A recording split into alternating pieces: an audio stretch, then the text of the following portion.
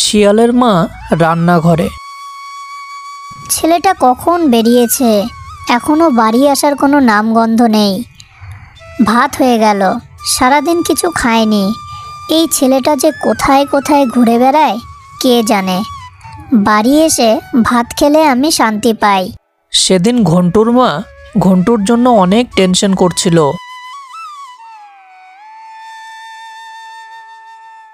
আজকে অনেক এদিক ওদিক বেরিয়েছি, খুব খিদে পেয়ে গেছে। তাড়াতাড়ি বাড়ি যাই, নিশ্চয়ই মা রান্না করে আমার জন্য অপেক্ষা করছে। কিন্তু আমি মাকে বলে এসেছি তুমি আমার জন্য ডিম রান্না করবে। বাড়ি গিয়ে দেখি কি রান্না করলো মা। এরপর ঘন্টু বাড়ির উদ্দেশ্যে রওনা দেয়।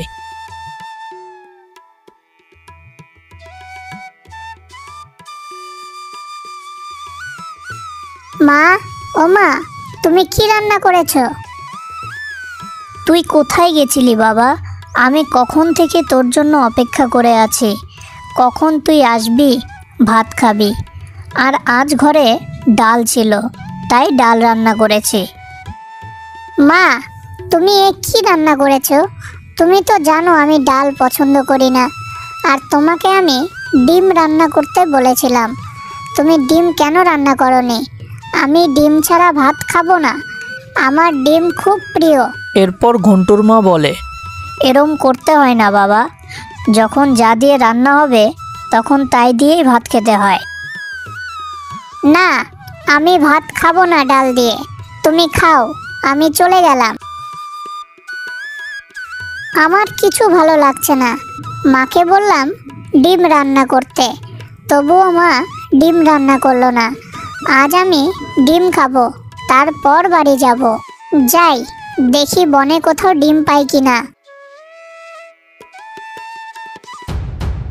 এরপর ঘন্টু ডিম খুঁজতে খুঁজতে একটি পাখির বাসা দেখতে পায়। সেখানে 3টে ডিম ছিল। আরে, ওই তো বাসাতে 3টে ডিম। যাই, চটপট করে ডিম 3টে খেয়ে নিই। ঘন্টু যেই 3টে ডিম খেতে গেছে, অমনি পেছন থেকে এক বাজ পাখি এসে ঘন্টুর মাথায় আঁচড় দিয়েছে। চালাক শিয়ালের বাচ্চা, তুই এসেছিস আমার ডিম খেতে? দূর হ তাড়াতাড়ি এখান থেকে, দূর হ। ওরে বাবা রে, 3টে ডিম দেখতে পেলাম, সেটাও খেতে পারলাম না। আরও আমায় বাজ পাখি মাথায় আঁচড় দিয়ে ফুটো করে দিল মনে হয়। যাই, বাড়ি যাই, মা যা রান্না করেছে সেটাই আমি খাবো। মা, ও মা, আমায় ভাত খেতে দাও, আমার খিদায় পেট জ্বলে যাচ্ছে মা। এরপর ঘন্টুর মা ঘন্টুকে বলে, কেন শেষ পর্যন্ত মায়ের কাছেই ফিরে আসতে হলো? তো কি কোথাও কি রাজভোগ খেতে পেলি? যা, বাইরে থেকে লঙ্কা গাছ থেকে 2টো লঙ্কা নিয়ে এসে ভাত খা, কাল ডিম রান্না করে দেব। এরপর ঘন্টু মায়ের কথা শুনে লঙ্কা গাছে 2টো লঙ্কা নিতে আসে। অমনি দেখে পুরো গাছে ডিম ঝুলছে। ঘন্টু অদ্ভুত দৃষ্টিতে ডিম গাছটির দিকে তাকিয়ে থাকে।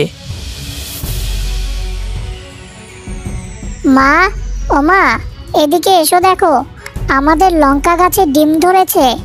এরপর ঘন্টুর মা আসে। আরে অদ্ভুত তো, লঙ্কা গাছে ডিম। যাই হোক, ঈশ্বর তোর ডিম খাওয়ার কথা শুনেছে, তাই তোকে ডিমের গাছ উপহার দিয়ে দিয়েছে। এখন থেকে তুই এই গাছ থেকে ডিম পারবি আর খাবি, কেমন? গল্পটা ভালো লাগলে বন্ধুরা উজ্জ্বল টুনস টিভির পাশেই থেকো। ভিডিওটিকে একটি লাইক করে দিও, আর চ্যানেলটাকে সাবস্ক্রাইব না করলে সাবস্ক্রাইব করে দিও কিন্তু। তাহলে বন্ধুরা দেখা হচ্ছে অন্য কোনো ভিডিওতে।